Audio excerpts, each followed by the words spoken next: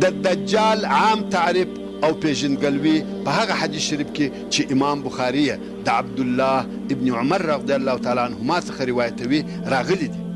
رسول الله صلی الله علیه و آله وسلم فرمایي دجال مې په خوب کې ولیدی. نو رسول الله صلی الله علیه و آله وسلم دجال لیدلی دی. ځکه د انبیا علیهم السلام خوب حق دی او د هغه د شکل او قیافې بیان یې مسلمانانو ته وکړي او ویې فرمایل سرپوستی په بدن غټ سړی مې ولیدی چې د سر وریښتان یې پیچلي چنګ چنګ وه، په راسته سترګه ړوند و، سترګه یې لکه چختان سوی انګور، د انګور څخه چې اوبه وباسې څه شي پاته کېږي. د دجال سترګه همدغسې پوچه ده. رسول الله صلی الله علیه و آله وسلم فرمایي پوښتنه مې وکړه چې دا څوک دی؟ ویل دا دجال دی. دلته یوه پوښتنه پیدا کېږي، هغه دا چې په ذکر سوي حدیث شریف کې لفظ د رجل یعنی سړي ذکر سوی دی. اوس نو آیا دجال د انسانانو څخه دی که د پیرانانو څخه دی؟ جواب: دا یقیني نه ده معلومه چې دجال انسان دی که پیری، ځکه لفظ د رجل چې په حدیث شریف کې ذکر سوی دی انسان او پیری دواړو ته استعمالېدلی سي، لکه څرنګه چې الله جل جلاله د سورة الجن په 6 نمبر آیات کې فرمایي وَأَنَّهُ كَانَ رِجَالٌ مِنَ الْإِنسِ يَعُوذُونَ بِرِجَالٍ مِنَ الْجِنِّ، یعنی او بېشکه چې وبه ډېر سړي له انسانانو څخه چې پناه به یې غوښته په سړیو سره د پیرانانو. نو د دغه آیات شریف په استناد سره لفظ د رجل عام سو چې انسان او پیری و دواړو ته ویل کېدلی سي.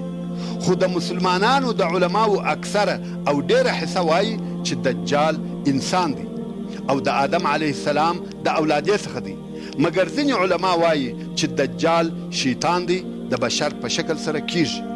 نو رسول الله صلی الله علیه و آله وسلم د دجال ډیرې واضحه او ښکاره علامې راته بیان کړي دي چې دجال سرپوستی، په بدن غټ سړی دی او د سر ویښتان یې پیچلي او په راسته سترګه ړوند دی، راسته سترګه یې پوچه ده.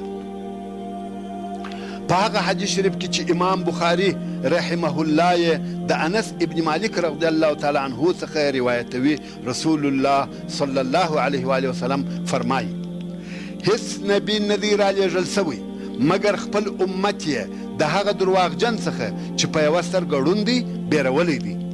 خبر اوسئ چې دجال په یوه سترګه ړوند دی او ستاسې رب ړوند نه دی، او بېشکه د دجال د دوو سترګو په منځ کې لیکل سوي دي کافر. د امام بخاري رحمه الله په بل روایت کې راغلی دي چې رسول الله صلی الله علیه و آله وسلم فرمایي بین عینیه مکتوب کافر او کاف فا را، یعنی د دجال د دوو سترګو په منځ کې لیکلي دي کافر، یا په حروفو جلا جلا لیکل سوي دي کاف فا را، یعنی دغه درې حرفه یې د سترګو په منځ کې لیکلي دي.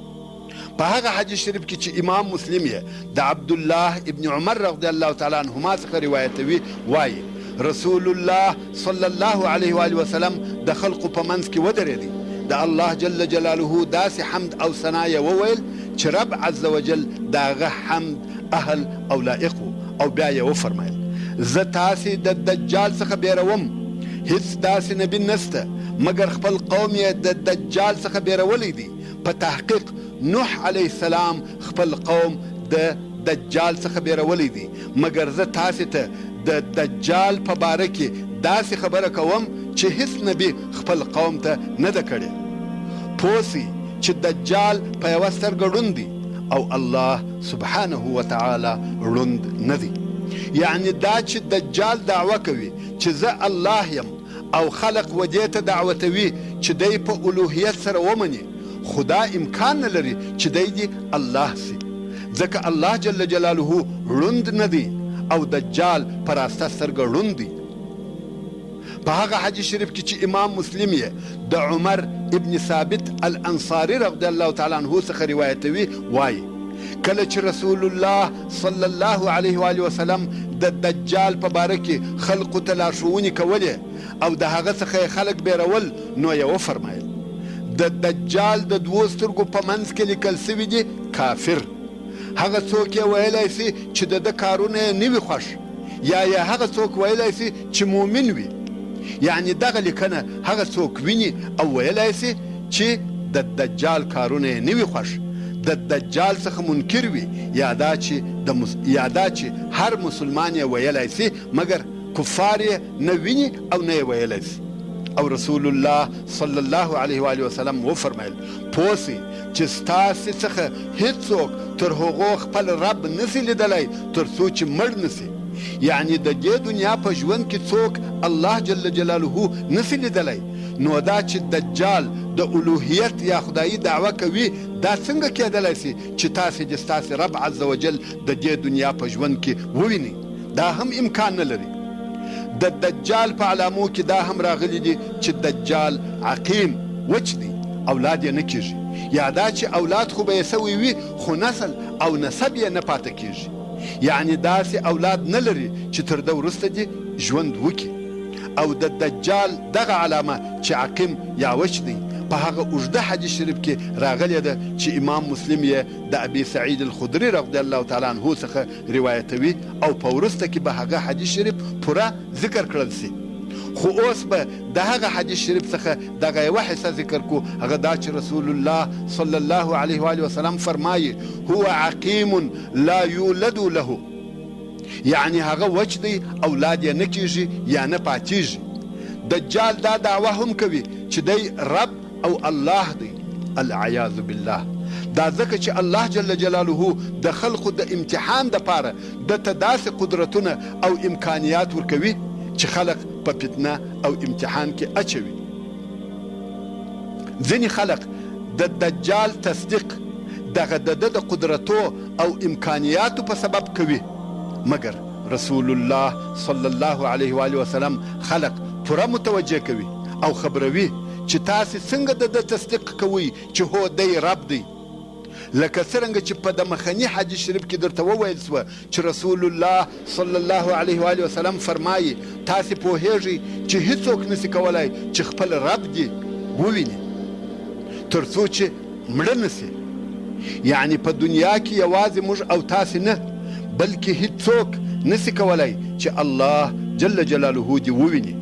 نو دا څنګه کېدلی سي چې دجال دې ستاسې په حضور کې وي او تاسې دې ورته ګورئ او دی وایي زه الله یم، العیاذ بالله. په هغه حدیث شریف کې چې امام بخاري د عبدالله ابن عمر رضی الله تعالی عنهما څخه روایتوي، وایي دجال د رسول الله صلی الله علیه و وسلم په مجلس یا حضور کې یاد کړل سو. نو رسول الله صلی الله علیه و وسلم وفرمایل بېشکه الله جل جلاله په یوه سترګه نه دی ړوند. او رسول الله صلی الله علیه و وسلم په خپل لاس خپل سترګې ته اشاره وکړه او ویې فرمایل مسیح الدجال په راسته سترګه ړوند دی، سترګه یې لکه هغه چښتان سوی انګور داسې ده. دغه دجال ته الله جل جلاله قسم قسم قدرتونه ورکوي. اول قدرت یې دا دی چې په تک کولو کې تر اندازې زیات تیز او چابک دی، دونه ډیر چابک دی چې د تعجب وړ دی. په هغه حدیث شریف کې چې امام مسلم یې روایتوي، اصحاب کرامو د رسول الله صلی الله علیه و وسلم څخه د دجال د تیزی او چابکۍ په باره کې پوښتنه وکړه. رسول الله صلی الله علیه و وسلم وفرمایل کالغیث استدبرته الریح، رواه المسلم. یعنی هغه دومره تیز دی لکه هغه باران چې د شاله طرفه باد په پسې وي. نو د دجال تګ او پر ځمکه ګرځېدل د هغه باران په مثل سره دي چې د شاله طرفه طوفاني باد په پسې وي. همدارنګه دجال د مځکې پر ټولو اطرافو ګرځي او هر ښار ته ورداخلیږي، بې له دوو هغو ښارو څخه چې الله جل جلاله مشرفه کړي دي، او دجال یې د هغو د ننوتلو څخه منع کړی دی. په هغه حدیث شریف کې چې امام بخاري او امام مسلم یې د انس ابن مالک رضی الله تعالی عنه څخه روایتوي، وایي رسول الله صلی الله علیه و آله وسلم وفرمایل داسې ښار نشته مګر دجال به هغه ښار تر پښو لاندې کړي، هلته به ورسي بې له مکې او مدینې څخه. نو دجال بې له مکې مکرمې او بې له مدینې منورې بل هر ښار ته داخلیږي، او دغه موضوع چې دجال مکې مکرمې او مدینې منورې ته نشي داخلېدلی په وروسته کې به درته تشریح کړل سي.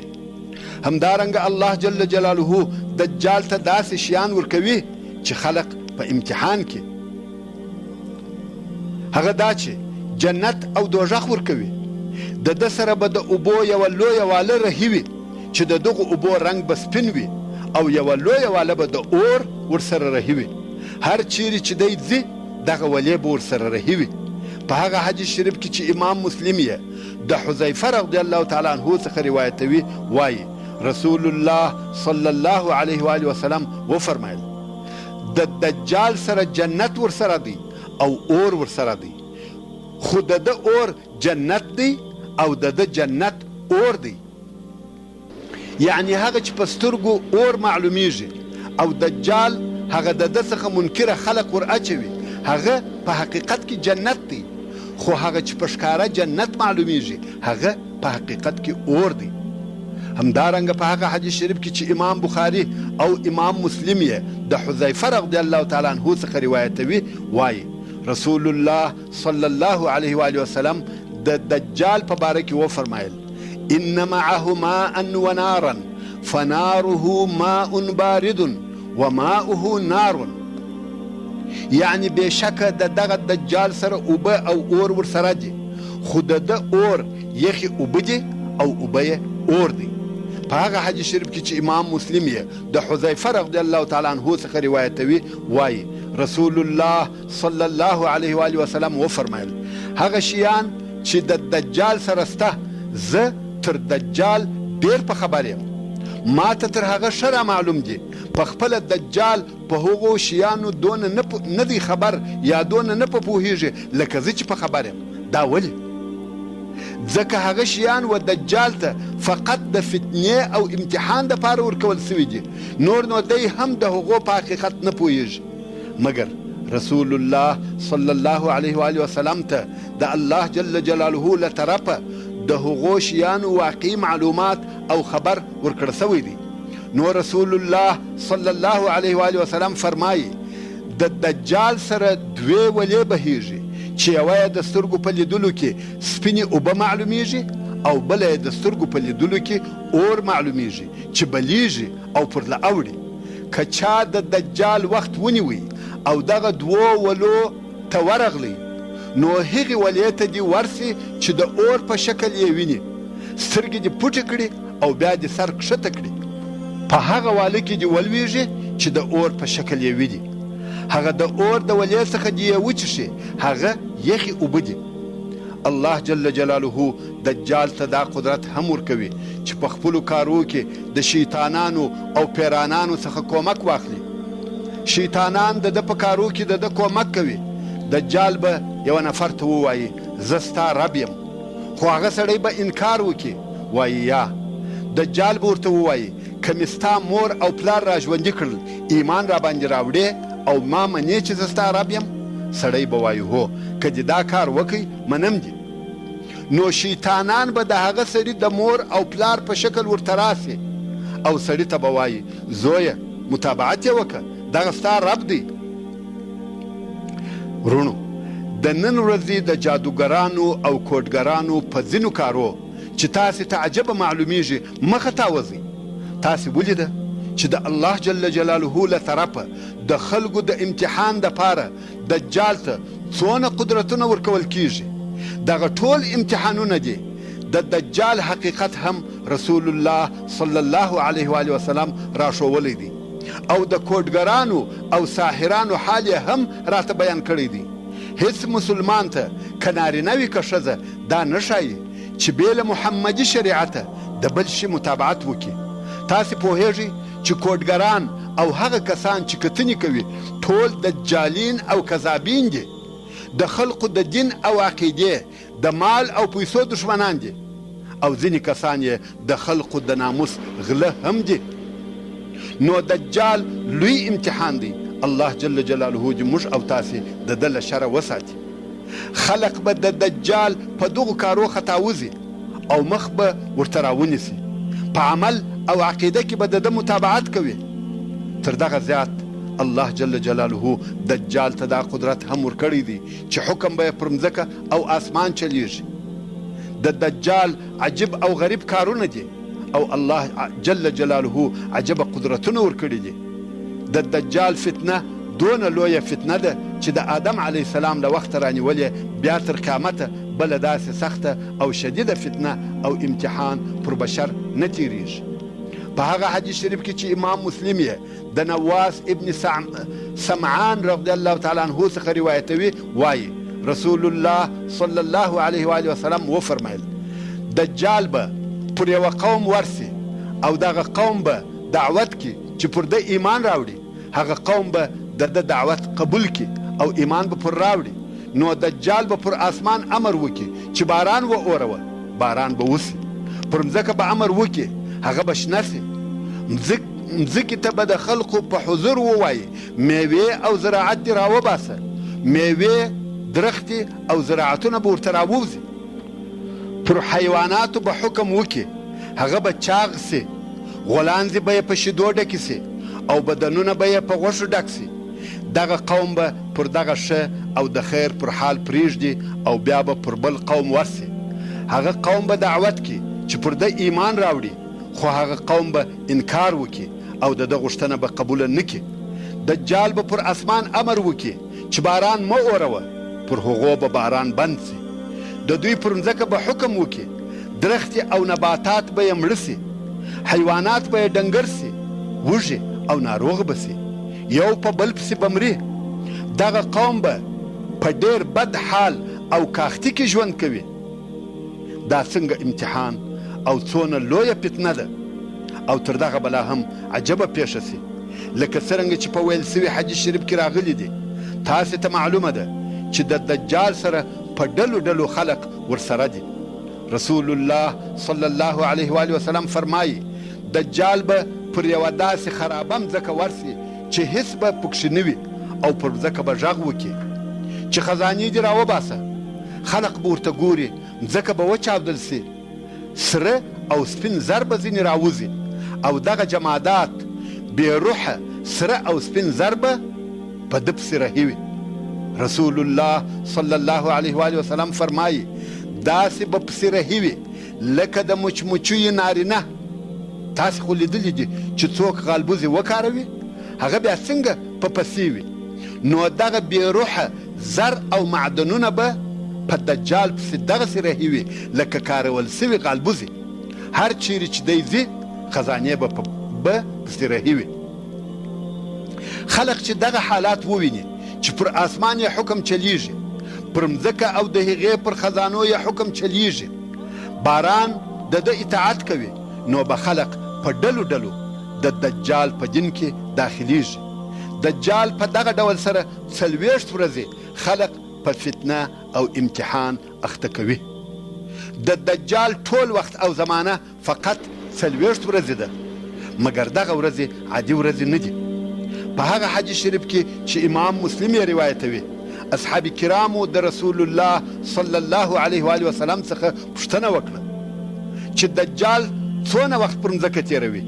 رسول الله صلی الله علیه و آله وسلم وفرمایل 40 ورځې، خو اوله ورځ یې دونه ده لکه کال. الله جل جلاله یوه ورځ له سهاره تر ماښامه دونه اوږده کړي لکه یو کال، او بله ورځ یې دونه ده لکه یوه میاشت، او درېیمه ورځ یې دونه ده لکه یوه هفته، او پاته نورې ورځې یې لکه ستاسې ورځې.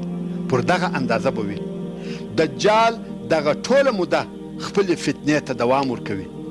د اصحاب کرامو سره چې د طاعت او عبادت فکر ورسره و د رسول الله صلی الله علیه و آله وسلم څخه یې پوښتنه وکړه، ویل یا رسول الله هغه ورځ چې دونه ده لکه کال، آیا په هغه ورځ د یوې ورځې لمنځونه کفایت کوي؟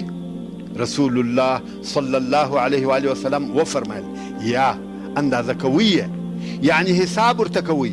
په په هر 24 ساعته کې 5 لمونځونه ادا کوئ. دا نه ده صحیح چې په یوه کال کې څوک 5 لمونځونه ادا کړي.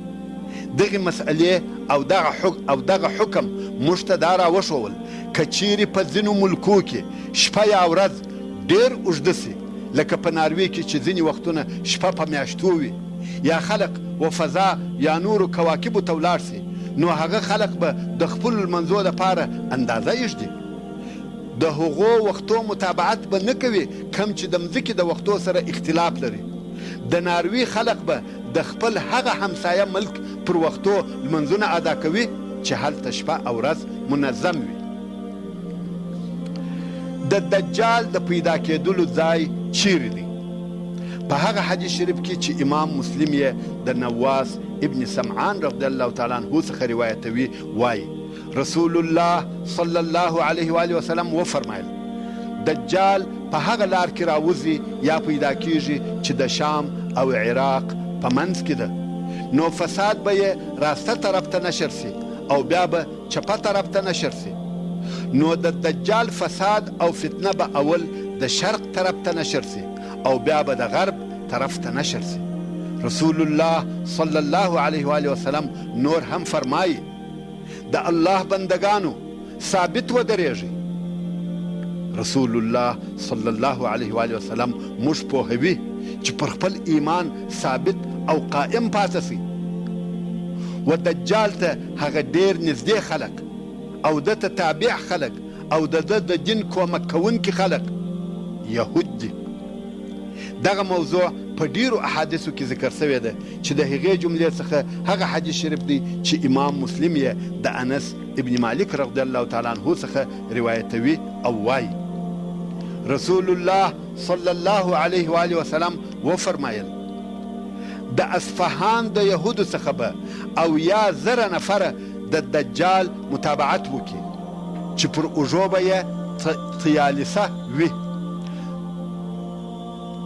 طیالسه جمع د طیلسان ده او طیلسان د متعصب یهودو د لباس یو جز دی، لکه شال لوړ پر اوږو یې اچوي چې دا د یهودیت د دین علامه ده. نو دغه 80,000 متدین یهود به یوازې له اصفهانه د دجال متابعت وکړي. تر کومه ځایه چې موږ ته د یهودو د دین معلومات شته، دوی د مسیح په انتظار کې دي چې دوی یې د مسایا بولي، او دغه خبره د یهودو په دین کې مشهوره ده. مګر بدبختانه کله چې مسیح علیه السلام راسي یا ښکاره سي، دوی وایي یا دا مسیح نه دی، خو کله چې مسیح الدجال وویني پر هغه ایمان راوړي او متابعت یې کوي. د یهودو په کتابو کې د دوی په باطل خیال لیکلی دي مسیح په آخره زمانه کې پیدا کیږي او حکم یې پر بر او بحر وچه او دریاب چلیږي او د هغه سره به ولې رهي. نو دوی وایي چې دا د الوهیت یا خدایي د علامو څخه یوه علامه ده او یهودو ته به خپل ملک او حکم بیرته راوګرځوي. نو یهود په دغه سبب د مسیح الدجال متابعت کوي، ځکه د دوی عقیده دا ده که موږ د دجال متابعت وکړو بیرته به مځکه د یهودو تر امر او تسلط لاندې سي. نو په همدغه سبب د دجال د متابعینو او اطاعت کوونکو ډېره حصه یهود دي. دجال هر ښار او هر ځای ته ورځي بې له 2 ښارو څخه چې هغه د مکې مکرمې او مدینې منورې ښارونه دي. په هغه حدیث شریف کې چې امام بخاري د ابو هریره رضی الله تعالی عنه څخه روایتوي، وایي رسول الله صلی الله علیه و آله وسلم وفرمایل د مدینې منورې پر لارو ملائکې ولاړې دي، نه طاعون ورننوځي نه دجال. همدارنګه په هغه حدیث شریف کې چې امام بخاري د ابي بکر رضی الله تعالی عنه څخه روایتوي، وایي رسول الله صلی الله علیه و آله وسلم وفرمایل مدینې منورې ته د دجال بیره نه داخلیږي او مدینې لره به په دغه ورځ 7 دروازې وي، پر هره دروازه به 2 ملائکې ولاړې وي.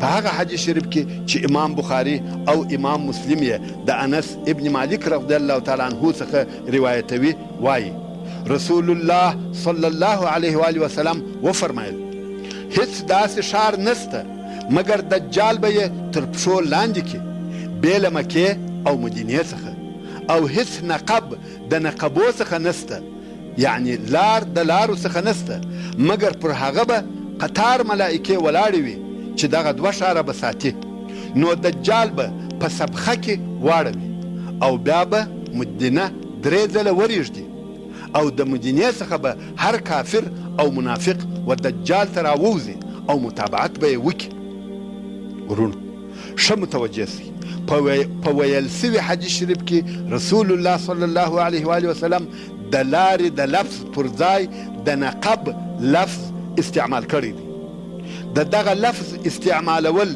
یوه داسې معجزه ده چې د نورو معجزو ترڅنګ دا هم د رسول الله صلی الله علیه و آله وسلم پر رسالت دلالت کوي دا ځکه چې نقب په عربي کې ټونل ته ویل کیږي نو یوازې د رسول الله صلی الله علیه و آله وسلم په وخت او زمانه کې نه بلکې دغه څو کاله د مخه د مکې مکرمې پر شاوخوا هیڅ ټونل نه موجود خو اوس په دغه آخري کلو کې د مکې مکرمې ښار په داسې شکل سره جوړ شوی دی چې له هره طرفه ورته راځې په مخ کې دې ټونل دی نو مکې مکرمې ته د داخلېدلو لارې تقریبا ټول ټونلونه دي او دغه خبر 1400 کاله د مخه صادق المصدوق صلی الله علیه و آله وسلم ویلی و نو رسول الله صلی الله علیه و آله وسلم فرمایي هیڅ نقب د نقبو څخه نسته یعنی هیڅ ټونل د ټونلو څخه نسته مګر پر هغه ملایکې ولاړې دي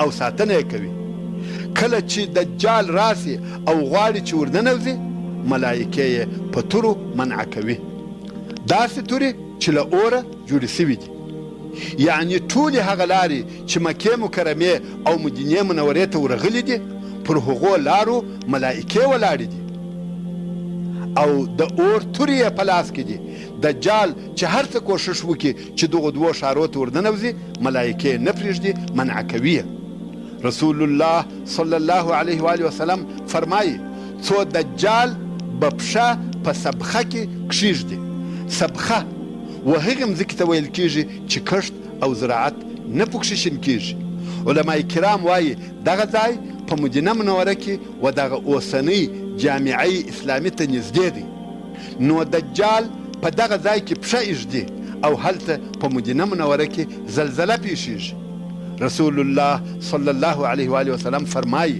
مدینه منوره خپل اهل 3 واره رېږدوي په دغه وخت کې د مدینې منورې څخه هر کافر او هر منافق راوځي او د دجال متابعت کوي په بل حدیث شریف کې هغه چې امام بخاري د جابر رضی الله تعالی عنه څخه روایت کړی دی رسول الله صلی الله علیه و آله وسلم د مدینې منورې په باره کې فرمایي مدینه منوره لکه د پش کوره خبیث او خیرن انسانان سوځي استکوي هو دغه منافق صفته خلقو څه موده ژوند پکښې وکړي خو تر ابده نسي کولای چې په مدینه منوره کې واوسیږي نور نو مدینه منوره پرېږدي او ځینې وځي ورونو خلک څنګه کولای سي چې د دجال د فتنې څخه ځان وساتي په هغه حدیث شریف کې چې ابو داود یې د عمران ابن حسین رضی الله تعالی عنه څخه روایتوي وایي رسول الله صلی الله علیه و آله وسلم وفرمایل که چا د دجال خبر واورېدی ځینې لرې دي سي رسول الله صلی الله علیه و آله وسلم دا راوښول چې دجال ته مور ځي او مور ته درېږي بلکې ځینې تښتي په والله یو سړی به ورته راسي د هغه به دا خیال وي چې زه مؤمن او مسلمان یم ما نسي خطا ایستلی مګر کله چې د دجال قدرتونه او غیر عادي کارونه وویني ورته تسلیم بسي او متابعت به یې وکړي په هغه حدیث شریف کې چې امام مسلم یې د ام شریک رضی الله تعالی عنها څخه روایتوي دا وایي چې ما د رسول الله صلی الله علیه و آله وسلم څخه واورېدل چې ویې فرمایل لیفرن الناس من الدجال في الجبال رواه مسلم یعنی خلق دی د دجال څخه په غرو کې تښتي په هغه حدیث شریف کې چې ابو داود ته روایتوي رسول الله صلی الله علیه و آله وسلم فرمایي که ستاسې څخه چا دجال ولیدي د سورة الکهف اولني آیاتونه دې پروایي دغه آیاتونه تاسې لره د ده له فتنې څخه خلاصونکي دي. نور هم داسې احادیث ته چې وایي هر مسلمان دې د سورة الکهف اولني 10 آیاتونه د دجال څخه د خلاصون دپاره وایي. دا ولې او په څه سبب دغه آیاتونه ویل کیږي؟ علمای کرام وایي اصحاب کهف د خپل دین د ساتنې دپاره ښار پرېښاوه او د ظالم پاچا څخه وتښتېدل، نو الله جل جلاله 300 کاله بیده کړه او بیا یې ژوندي کړل. نو د دغه صورت په آیاتو کې الهي قدرت او معجزه شته او دجال هم دغسې طاغي او ګمراه دی لکه د اصحاب کهف د وخت پاچا. دجال څوک دی؟ د دجال په باره کې رسول الله صلی الله علیه و آله وسلم داسې ګمان کاوه چې دجال د ده صلی الله علیه و آله وسلم په زمانه کې موجود دی. نو په دې کې دا معنا او اشاره پیدا سوه چې دجال د مخه تر قیامت یا نږدې و قیامت ته د خلقو د فتنې او امتحان دپاره را استول کیږي او شاید دی تر دغه د مخه موجود او پیدا وي، مګر هغه فتنه یې چې خلق ګمراه کوي نږدې و قیامت ته شروع کیږي. د رسول الله صلی الله علیه و آله وسلم څخه ډېر احادیث د یوې عجیبې قصې په متعلق را نقل سوي دي چې هغه احادیث په صحیح مسلم او د احادیثو په نورو صحیح کتابو کې موجود دي چې په هغو احادیثو کې د یهودو د یو نفر تعریف او حالات بیانیږي او رسول الله صلی الله علیه و آله وسلم د هغه نفر په باره کې دا ګمان کاوه چې دی به دجال وي. د هغه نفر نوم صافي ابن صیاد و چې د احادیثو په کتابو کې په ابن صیاد سره مشهوره دی. دغه ابن صیاد قصه زموږ په دین کې مشهوره قصه ده.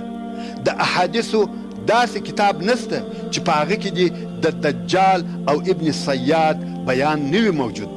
هر چیرې چې دجال ذکر سوی دی هلته ابن صیاد هم ذکر سوی دی. اوس به د ابن صیاد د قصې خلاصه بیان کړل سي. رسول الله صلی الله علیه و آله وسلم پر هغه یهودي هلک چې صافي ابن صیاد نومېدی او عمر یې 12 کاله و داسې ګمان کاوه چې دی به دجال وي، ځکه رسول الله صلی الله علیه و آله وسلم په دغه یهودي هلک کې داسې علامې او اشارې لیدلې چې رسول الله صلی الله علیه و آله وسلم ته یې داسې فکر پیدا کاوه چې ښایي دی دجال وي. نو رسول الله صلی الله علیه و آله وسلم داسې اراده وکړه چې ځان ته یقیني معلومات حاصل کړي او دغه مسئلې تاکید وکړي. په هغه حدیث شریف کې چې امام مسلم یې د عبدالله ابن عمر رضی الله تعالی عنهما څخه روایتوي وایي عمر ابن الخطاب رضی الله تعالی عنه په یوه ډله کې د رسول الله صلی الله علیه و آله وسلم سره د ابن صیاد و طرف ته رهیسو. څو ابن صیاد یې په داسې حال کې پیدا کړي چې د نورو هلکانو سره یې د بني مغاله د قلا سره لوبې کولې او په دغه وخت کې ابن صیاد د عمر په حساب د بلوغ وخت ته نږدې و. ابن صیاد په ځان نو خبر چې رسول الله صلی الله علیه و آله وسلم پر شا په لاس وواهه، یعنی پر اوږه یې وټکاوه او بیا رسول الله صلی الله علیه و آله وسلم ورته وویل یا صافي آیا ته شاهدي ادا کوې چې زه رسول الله یم؟ ابن صیاد ورته وکتل او ویې ویل زه شاهدي ادا کوم چې ته د امیینو رسول یې. د یهودو په اصطلاح کې غیر له یهودو نورو ټولو قومو او ټولو انسانانو ته امیین ویل کیږي، خاصتا عربو ته. بیا نو ابن صیاد ورسول الله صلی الله علیه و آله وسلم ته وویل یا محمد صلی الله علیه و آله وسلم آیا ته شاهدي ادا کوې چې زه رسول الله یم؟ سبحان الله، دا د 12 کالو هلک دی او دغه خبرې دي. رسول الله صلی الله علیه و آله وسلم دغه خبره رد کړه او وی فرمایل پر الله او د هغه پر رسولانو می ایمان راوړی دی. بیا رسول الله صلی الله علیه و آله وسلم ورته وویل څه شي وینې؟ ابن صیاد وویل صادق او کاذب راته راځي، ګډوډ رښتیا او درواغ حالات راته ویل کیږي. رسول الله صلی الله علیه و آله وسلم ورته وویل حال در باندې ګډوډ دی.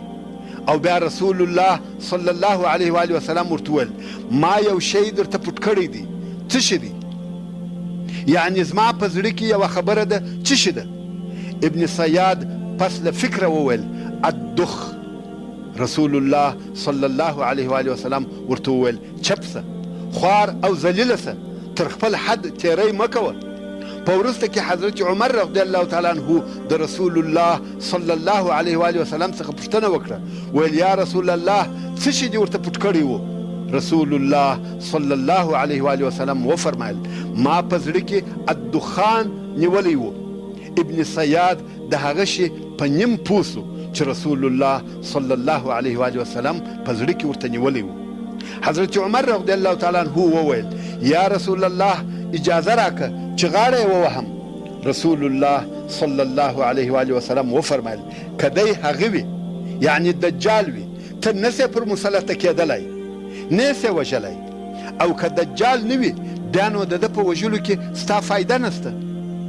همدارنګه په هغه حدیث شریف کې چې امام مسلم یې د عبدالله ابن عمر رضی الله تعالی عنه څخه روایتوي وایي پس له دغې واقعې څخه بیا یوه ورځ رسول الله صلی الله علیه و آله وسلم او ابی ابن کعب الانصاري رضی الله تعالی عنه و هغه باغ ته ورغلل چې صافي ابن صیاد هلته ژوند کاوه، یعنی هلته اوسېدی، تر څو چې رسول الله صلی الله علیه و آله وسلم هغه باغ ته وردنوتی.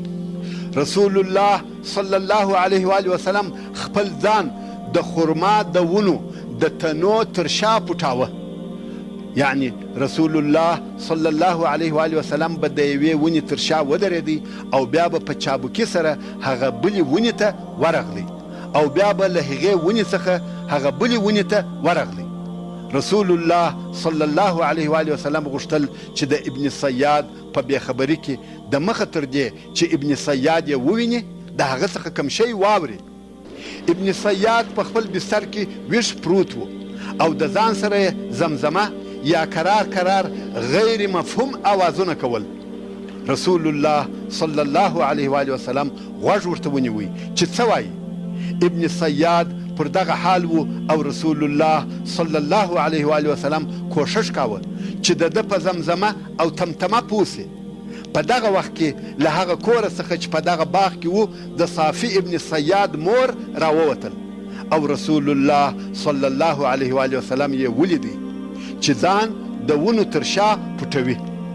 نو یې ابن صیاد ته ورغږ کړل یا صافي دغه محمد دی. صافي خبر سو او په ډیر قهر سره راوغورځېدی.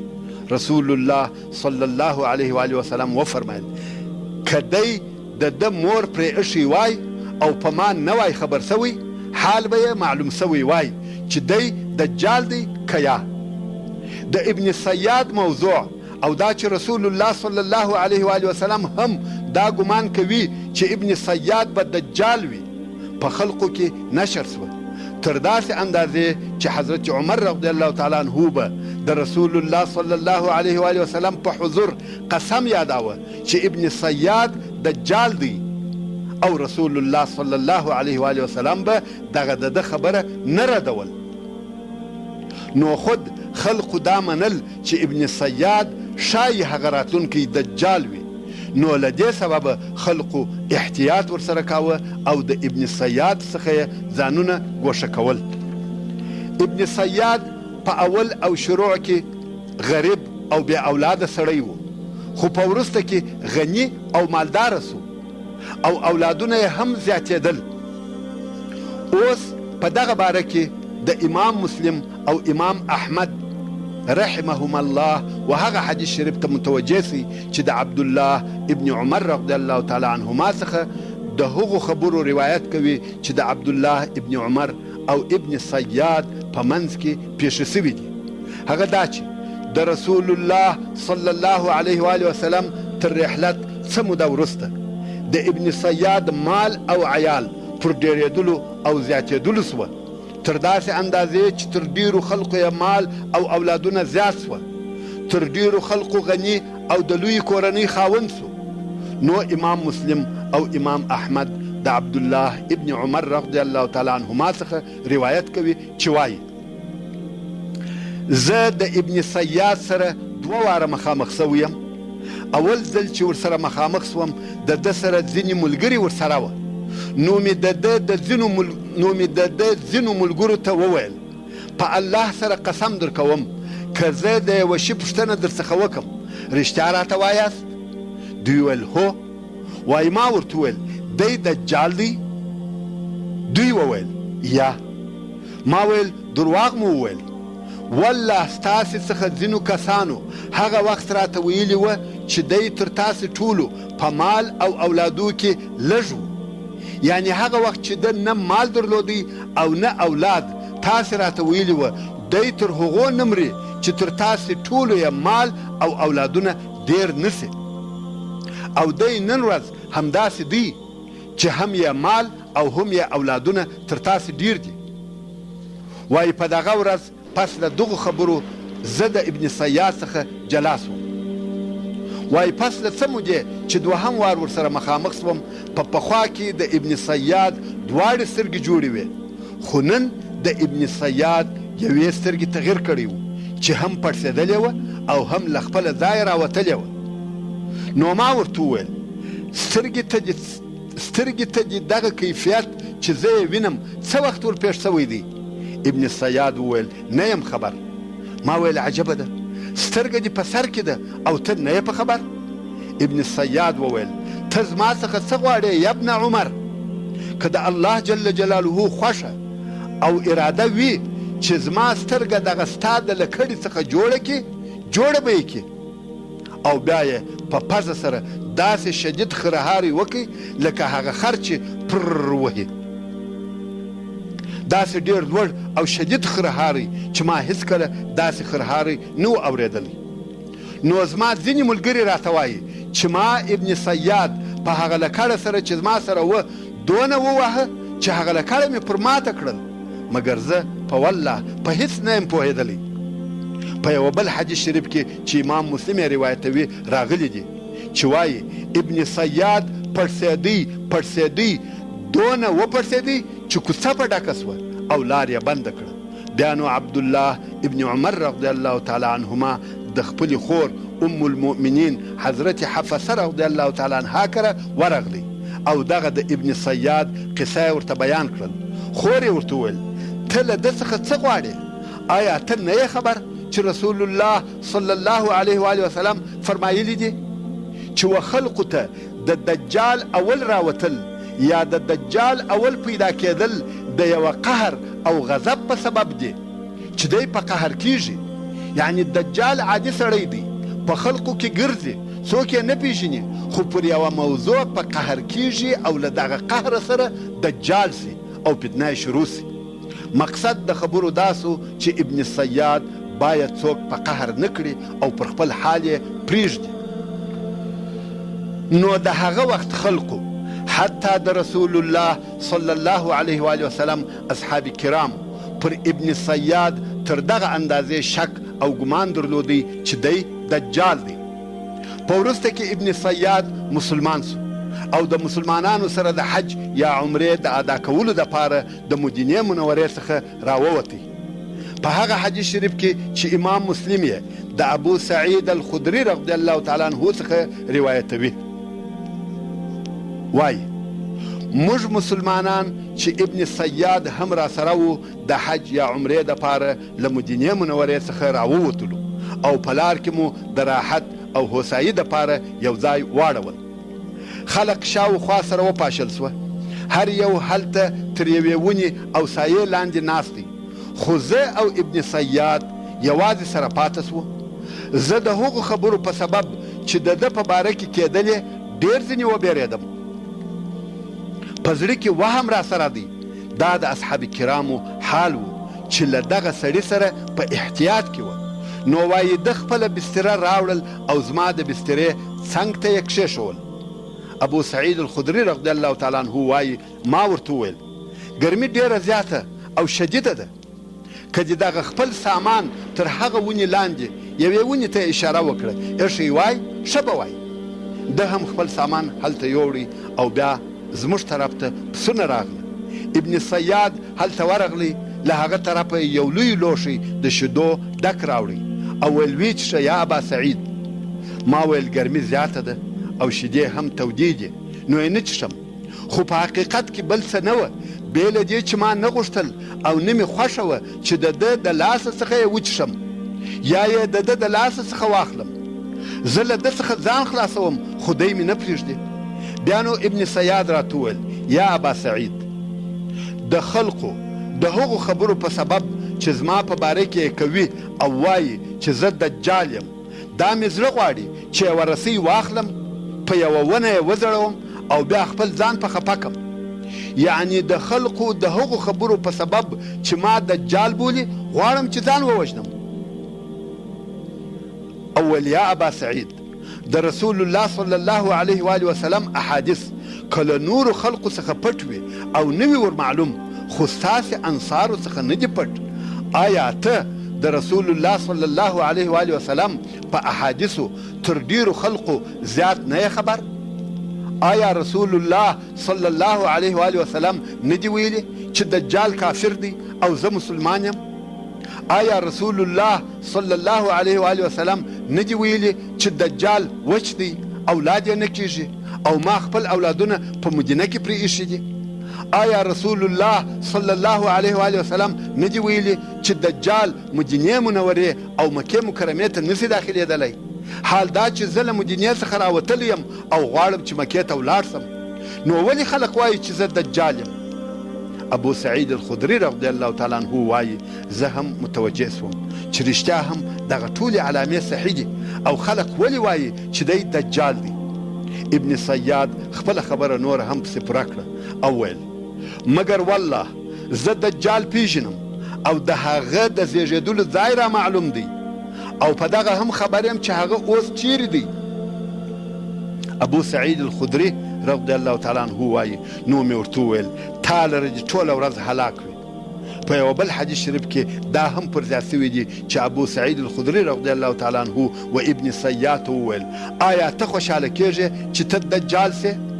ابن صیاد وویل که دغه پیشنهاد راته وسي بد مې نه ځینې راځي، یعنی که زه هغه سم پروا مې نه پکېږي.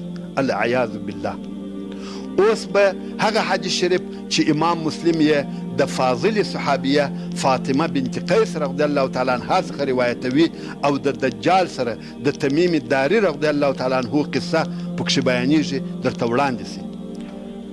فاطمه بنت قیس رضی الله تعالی عنها وایي د رسول الله صلی الله علیه و آله وسلم له طرفه مې د ناره کوونکي ناره واورېدل چې ویل یې الصلاة جامعة.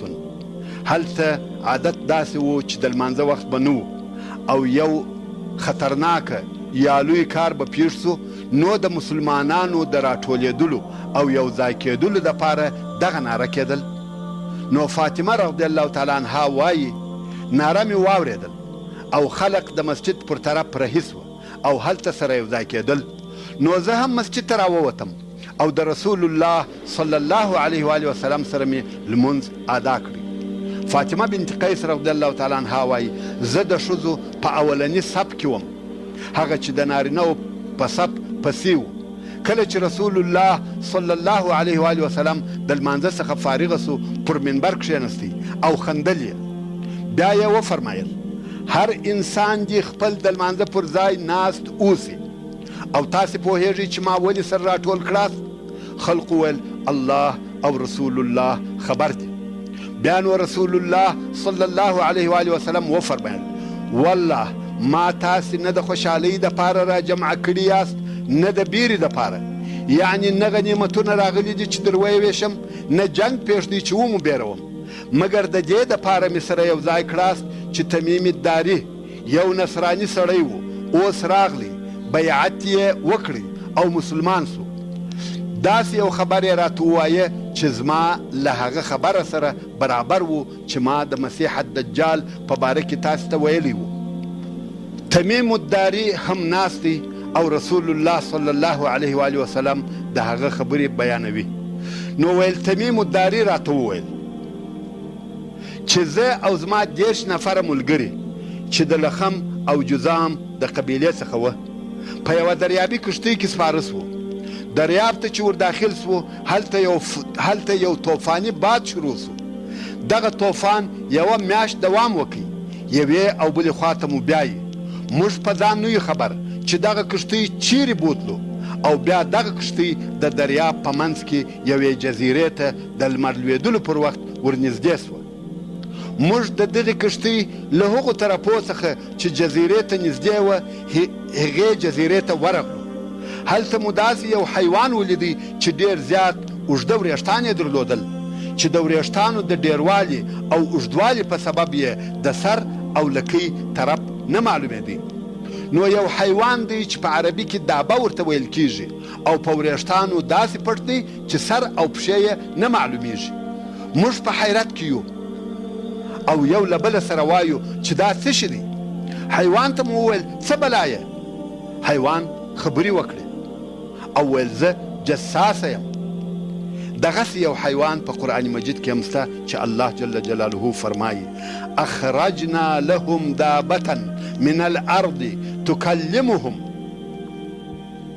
یعنی نو راوبه باسو موږ دوی لره یوه دابه، یو حیوان چې له دوی سره خبرې کوي. نو دغه دابه یا حیوان وویل زه جساسه یم. موږ ویل جساسه څه شي ده؟ حیوان زموږ د دغې پوښتنې جواب را نه کړی او ویل یا قوم هغه سړي ته ورسئ چې په دغه دیر کې دی. دیر د عبادت کولو ځای دی.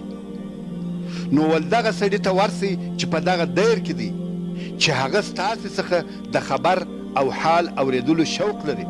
یعنی یو نفر دی غواړي چې ستاسې څخه پوښتنې وکړي او خبرونه در څخه واوري. وایي کله چې دغه حیوان موږ ته د سړي نوم را یاد کړی موږ له دغه حیوانه وبېرېدو چې دا شیطان نه وي. نو په ډېره چابکي سره د حیوان له طرفه ولاړو تر څو چې هغه دیر ته ورداخل سو.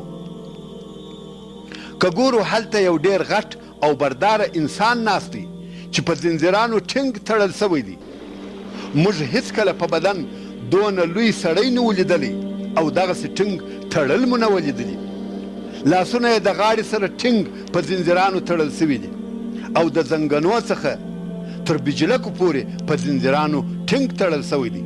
هیڅ حرکت نسی کولای. موږ ورته وویل تا لره دې هلاک وي، تا لره څه پېښه ده او ته څوک یې؟ سړي وویل تاسې زما معلومات کولی سئ، یعنې زه تړلی یم نسم کولی چې در څخه ولاړ سم.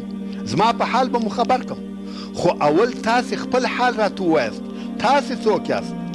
موږ وویل موږ عرب یو، په یوه بحري کښتۍ کې سپاره وو، خو دریاب توپاني سو. د دریاب څپو او موجو یوه میاشت په موږ لوبې وکړې، یوه او بل طرف ته یې وځغلولو.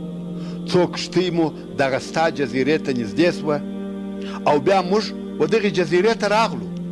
دلته د یوه ډېر وریښتان لرونکي حیوان سره مخامخ سوو چې د وریښتانو د ډېروالي په سبب یې مخ له شا څخه نه معلومېدی. د مخ او شا فرق یې نه کېدی او موږ ورته وویل ته څوک یې؟ هغه ویل زه جساسه یم. بیا موږ ورته وویل جساسه څه شي ده؟ هغه حیوان وویل تاسې و هغه سړي ته ورسئ چې په دغه دیر کې دی. هغه ستاسې څخه د خبرو د اورېدلو شوق لري. نو موږ هم تا ته په چابکي سره راغلو او له هغه حیوانه وبېرېدلو ښایي چې هغه شیطان وي. سړي وویل د نخل بیسان حال راته ووایست. بیسان په فلسطین کې یو ښار دی. موږ ویل د بیسان کم خبر غواړې؟ ویل زه یې د ونو پوښتنه در څخه کوم آیا میوې کوي؟ موږ ویل هو میوې کوي. سړي وویل قریبه ده چې ونې به یې میوې ونه کړي. بیا یې وویل د طبریه د بحیرې څخه مې خبر کړي، دا هم په اردن کې مشهوره بحیره ده. موږ ویل د څه شي خبر یې غواړې؟ ویل آیا اوبه پکښې شته؟ موږ ویل هو ډېرې اوبه لري. ویل قریبه ده چې اوبه به یې ولاړې سي وچې سي، دغه بحیره به بې له اوبو پاته وي. سړي ویل د زغر د چینې معلومات راکړئ. زغر هم په فلسطین کې یو ښار دی. موږ ویل د څه شي معلومات یې غواړې؟ ویل په چینه کې اوبه سته او خلق د دغې چینې په اوبو کښت کوي؟ موږ ویل هو، چینه ډېرې اوبه لري او د هغه ځای خلق د هغې چینې په اوبو کښتونه کوي. سړي وویل د نبي الامیین خبر راکړئ، څه یې وکړه؟ موږ ویل له مکې څخه ووتی او په مدینه کې یې واړول. سړي ویل آیا عربو جنګونه ورسره وکړل؟ موږ ویل هو. نو ول په هغو یې څه وکړه؟ یعنی د جنګو نتیجه یې څنګه وه؟ موږ ورته وویل پر هغو عربو چې د ده پر شاوخوا وه کامیابه سو او د ده متابعت یې وکړي. ده ویل دا پیښه سوه؟ موږ ویل هو. ده وویل دغه کار د دوی دپاره خیر او ښه دی چې د ده متابعت وکړي او زه به مزما په حال خبر کم. زه مسیح یم او نږدې ده چې ماته د وتلو اجازه وسي. نو زه وزم او پر ځمکه ګرځم. هیڅ داسې ښار او کلی نسته چې زه دې په 40 شپو کې هلته ورنسم بې له مکه او طیبه. دغو دواړو ښارو ته پر ما ننوتل منع او حرام دي. هر کله چې زه اراده وکم چې یوه ته د دغو دوو ښارو ورننوځم، په مخ کې به مې داسې ملایکه ولاړه وي چې په لاس کې به یې لڅه توره وي. ما به د هغه ښار د ننوتلو څخه منع کوي او د دغو ښارو په هره لار کې ملایکه وي چې ساتي یې. فاطمه بنت قیس رضی الله تعالی عنها وایي په دغه وخت کې رسول الله صلی الله علیه و آله وسلم په خپل مبارک لاس منبر وواهه او ویل یې هذه طیبة هذه طیبة هذه طیبة، یعنی دغه طیبه ده، دغه طیبه ده، دغه طیبه ده، یعنی مدینه منوره طیبه ده. او بیا یې وفرمیل آیا ما دغه خبره چې دجال مکې او طیبې ته نسي داخلېدلی تاسې ته نه وکړې؟ خلقو وویل هو، راته ویلي دي. او بیا رسول الله صلی الله علیه و آله وسلم وفرمیل د تمیم خبرې مې په دغه خوښې سوې چې د هغو خبرو سره موافقې سوې چې ما تاسې ته د دجال مدینې او مکې په باره کې کړي وې. دا د دجال او ابن صیاد حالات وه. خو د هغه یهودي ابن صیاد ټول اولادونه د ده د ژوند په آخرو ورځو کې مړه سوه. دی بې له نسله پاته سو او د خلقو نور هم شک او ګمان پر زیات سو. او بیا د امویینو په وخت کې د حره جنگ پېښ سو چې هغه جنگ د حجاج ابن یوسف الثقفي او د اهل مدینې په منځ کې و. ابن صیاد هم د اهل مدینې سره د دغه جنگ دپاره راووتی او هغه خلق وایي چې ابن صیاد په دغه جنگ کې راڅخه ورک سو، لا درکه سو، نه په ژوندو کې و او نه مو په مړو کې پیدا کړي. نو په دغه دلایلو سره تر اوسه پورې ډېر علمای کرام دا ګمان کوي چې ابن صیاد دجال دی. دا چې دجال یو وار هلته و او بیا په جزیره کې بندي و او بیا به راوځي، نو موږ د دجال قدرتونه، تصرفونه او ډېر عجب حالات وینو چې الله جل جلاله دته ورکړي دي. او دغه کارونه نسبت د ده و هغه نورو قدرتو ته چې رب عز وجل یې ورکوي عادي او اسانه کارونه دي. د دجال په باره کې نور هم ډېر احادیث او کیفیتونه سته، خو دلته به یې آخري حالات په هغه قصه سره پای ته ورسوو چې امام مسلم یې د ابو سعید الخدري رضی الله تعالی عنه څخه روایتوي. لکه څرنګه چې د مخه مو درته وویل چې دجال کوښښ کوي چې مدینې منورې ته داخل سي او پښه به په سبخه کې کښېږدي، مدینه منوره به ورېږدي او د مدینې منورې څخه به کفار او منافقان ورته راووځي. اوس نو ټول خلق ولاړ دي او دغه حالاتو ته ګوري. اهل مدینه د مدینې منورې له داخله ورته ګوري او هغه کفار چې د دجال سره ملګري دي هغه هم ورته ګوري. دلته د مدینې منورې د مسلمانانو څخه یو ځوان جرأت او دلاوري کوي او دجال ته راوځي چې رسول الله صلی الله علیه و آله وسلم د هغه ځوان په باره کې فرمایي دغه ځوان په دغه ورځ تر ټولو خلقو ښه سړی دی. یا خو یې داسې وفرمایل چې دغه ځوان د ښو خلقو څخه دی چې پوره حدیث شریف داسې دی. یوه ورځ رسول الله صلی الله علیه و آله وسلم موږ ته د دجال په باره کې ډېرې اوږدې خبرې وکړې چې د خبرو په جمله کې یې وفرمایل دجال به راسي او پر ده منع یا ده ته حرام دي چې د مدینې منورې لارو ته دې ننوځي نو به ځینو هغو ځایو ته راسي چې مدینې ته نږدې دي. په دغه ورځ به دته یو سړی راووځي چې دغه سړی په دغه ورځ تر ټولو خلقو ښه سړی دی، یا خو یې داسې وفرمایل چې دغه سړی د ښو خلقو څخه دی، او دجال ته به د خلقو په حضور ووایي زه شاهدي ادا کوم چې ته هغه دجال یې چې رسول الله صلی الله علیه و آله وسلم موږ ته د هغه خبرې کړي دي، د هغه حال یې راته ویلی دی. دجال غواړي چې نور هم خلق ګمراه کړي، نو به حاضرو خلقو ته مخ ور واړوي او ورته وبه وایي که مې دغه ځوان ستاسې په حضور مړ کړي او بیرته مې ژوندی کړي نو تاسې بیا په دې کې شک لرئ چې زه ستاسې رب یم؟ خلق به وایي یا. چې ته مړی ژوندی کې نو هیڅوک په دې کې شک نه کوي چې ته زموږ رب یې. نو به دجال دغه سړی مړ کړي او بیا به یې ژوندی کړي. کله چې ځوان ژوندی سي نو به ووایي والله ما هیڅ کله دونه زیات نه پیژندلې چې ته دجال یې لکه دغه اوس چې دې پیژنم. نو به دجال اراده وکړي چې بیا یې مړ کړي، خو نسي کولی چې ویې وژني.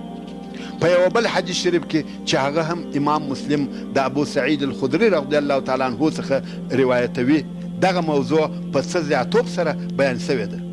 هغه چې رسول الله صلی الله علیه و آله وسلم فرمایي دجال به راووځي، د ده طرف ته به د مسلمانانو یو سړی ورهیسي، په مخه به یې د دجال مسلحه پیرداران ورسي او دغه پیرداران به ورته وایي چیرې ځې؟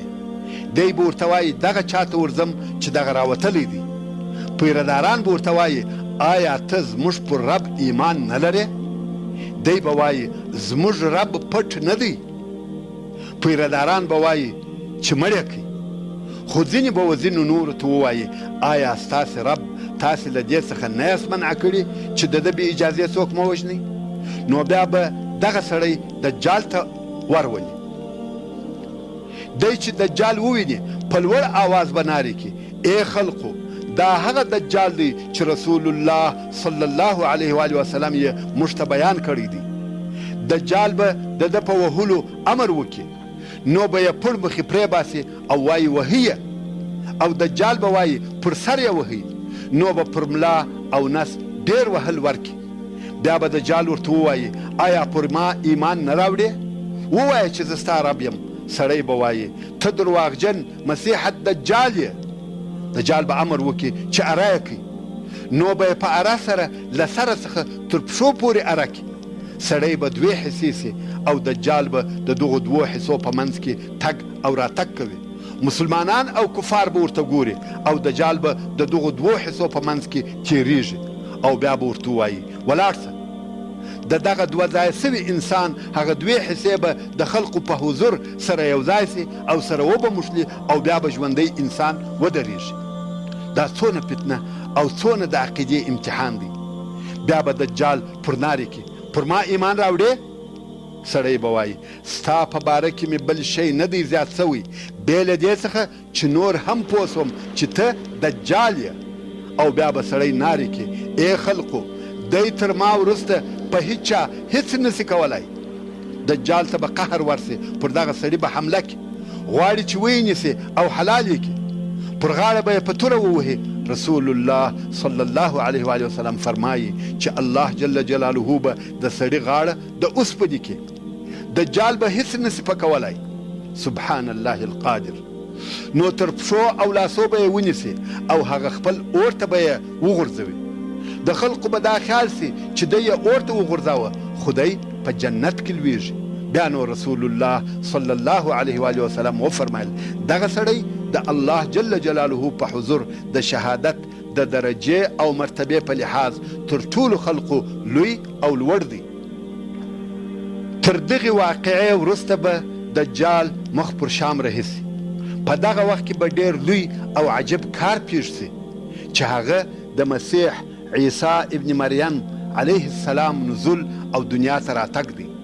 د عیسی صلی الله علیه و آله وسلم قصه اوږده ده، خو دلته دغو نه کفایت کوي چې یهودو به ویل چې موږ عیسی علیه السلام ووژي، په دار مو کوي.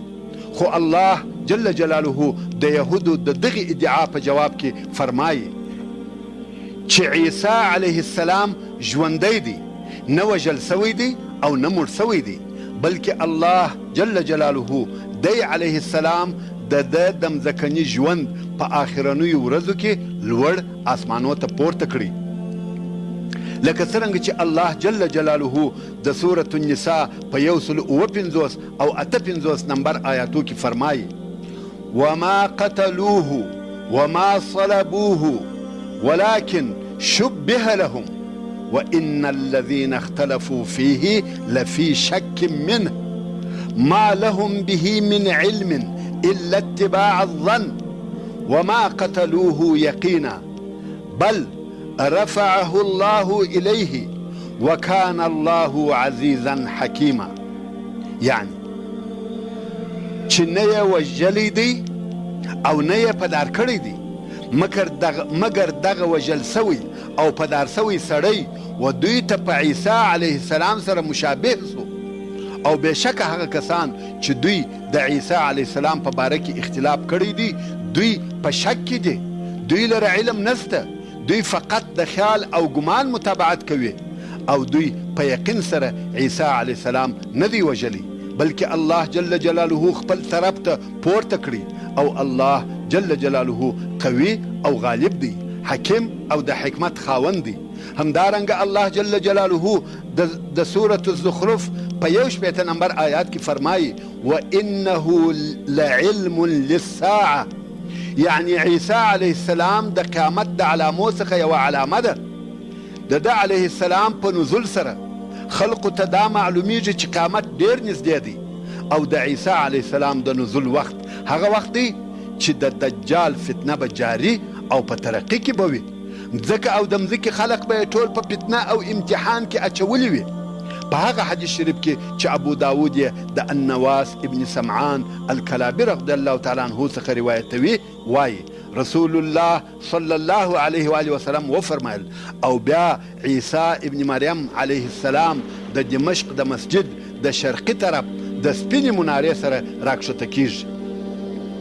همدارنګه په هغه حدیث شریف کې چې ابو داود یې د ابو هریره رضی الله تعالی عنه څخه روایتوي، رسول الله صلی الله علیه و آله وسلم فرمایي: زما او د عیسی علیه السلام په منځ کې نبی نسته او دی راکښته کېدونکی دی، که مو ولیدی ویې پیژنئ.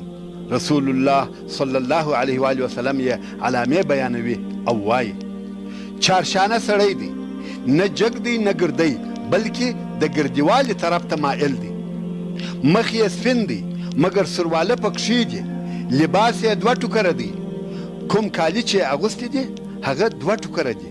دقیقه علامې راته بیانوي چې چاته شک پیدا نسی، او بله داسې ښکاره علامه راته وایي چې ډیره واضحه ده او بل په هیڅ چا کې نسته چې په فوري ډول یې وپیژنو.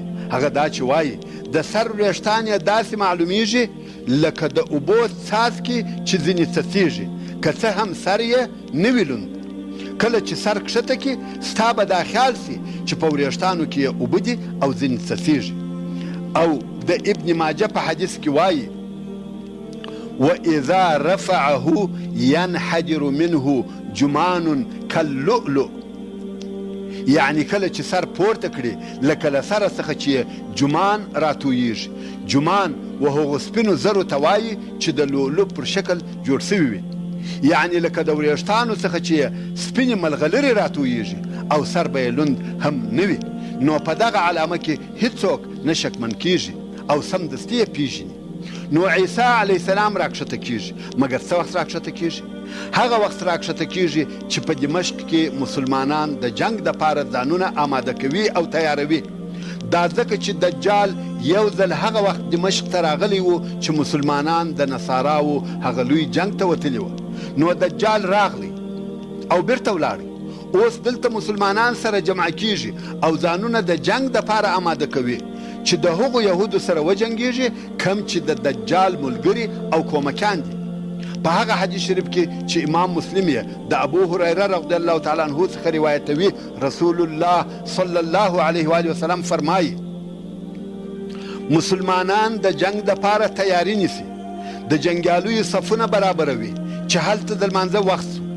په دغه وخت کې عیسی علیه السلام له اسمانه راکښته کیږي. د څه وخت د لمانځه وخت سو؟ په هغه حدیث شریف کې چې حاکم یې په خپل مستدرک کې روایتوي وایي د سهار د لمانځه وخت سو.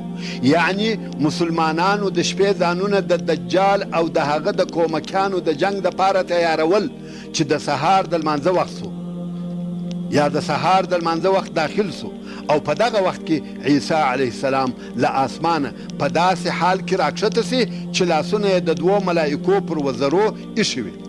مسلمانان ورته ګوري چې عیسی علیه السلام راکښته سو، نو خود خلق په لوړ آواز سره وایي لا اله الا الله صدق الله وصدق رسوله.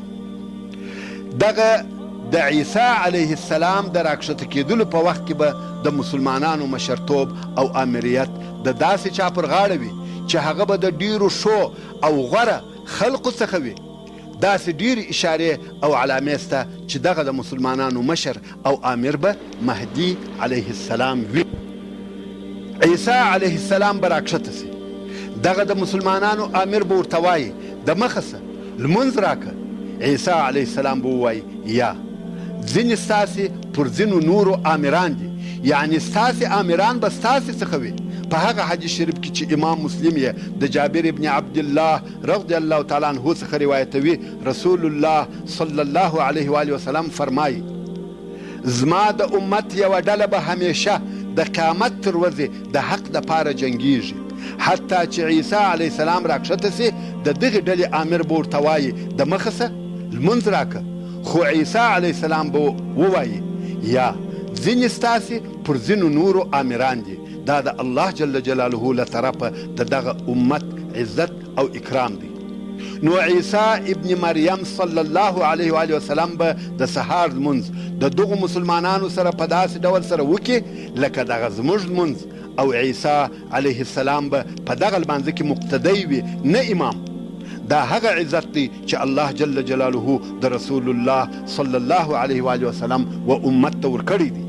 همدارنګه په هغه حدیث شریف کې چې امام مسلم یې د ابو هریره رضی الله تعالی عنه څخه روایتوي، رسول الله صلی الله علیه و آله وسلم فرمایي کیف انتم اذا نزل ابن مریم فیکم و امامکم منکم. څنګه به یاست تاسې کله چې عیسی ابن مریم په تاسې کې راکښته سي او ستاسې امام به ستاسې څخه وي. د عیسی صلی الله علیه و آله وسلم نفس یا سا ډېر ښه بوی لري، خو دغه بوی چې د هر کافر تر دماغ ور ورسیږي هغه مري یا مړ کیږي، او دغه بوی یې تر هغه ځایه رسیږي څونه چې د ده صلی الله علیه و آله وسلم سترګې لیدنه کوي.